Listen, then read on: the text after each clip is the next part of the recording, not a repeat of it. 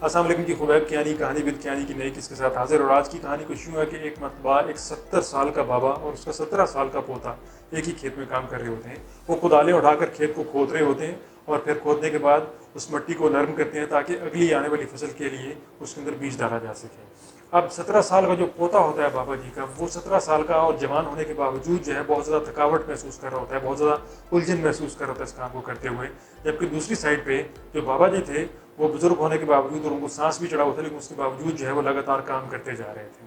थोड़ी देर बाद उस पोते ने नोटिस किया कि उसकी बनिस्बत उसके दादा ने बहुत ज़्यादा काम कर लिया। तो उसने उससे सवाल किया कि दादा, मैं जवान हूँ, बिल्कुल अपनी ताकत के उरूज पे हूँ और मैं जो है आपसे कम काम कर पा रहा हूँ, ऐसा क्यों है?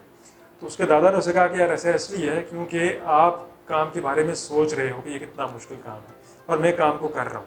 सोचना जो है ना वो एक मुश्किल काम है, थका देता है, और काम को करते जाना वो एक आसान काम है। तो मैं जो आसान काम है वो कर रहा हूँ, आप जो मुश्किल काम है वो कर रहे हो। आप अपनी सोचों के अंदर घूम गए हो कि यार ये क्या मुश्किल काम है, ये मुझे क्यों करने को मिल गया, मैं कुछ और कर सकता था।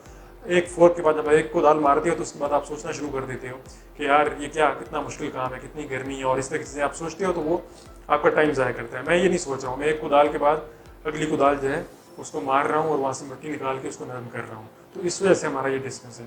तो हम भी अपनी ज़िंदगी में यही कर रहे होते हैं बाज़ औक़ात कि हमें कुछ डिफ़िकल्ट टास्क जो हैं वो मिलते हैं और हम उन टास्क को जो करने की जो अप्रोच है और उसमें ये गलती कर रहे होते हैं कि बजाय इसके कि हम उनको करें, हम उनके बारे में बैठ के सोचते रहते हैं कि यार ये कितने मुश्किल हैं, ये कैसे होंगे, ये कितने मुश्किल हैं, ये कैसे होंगे।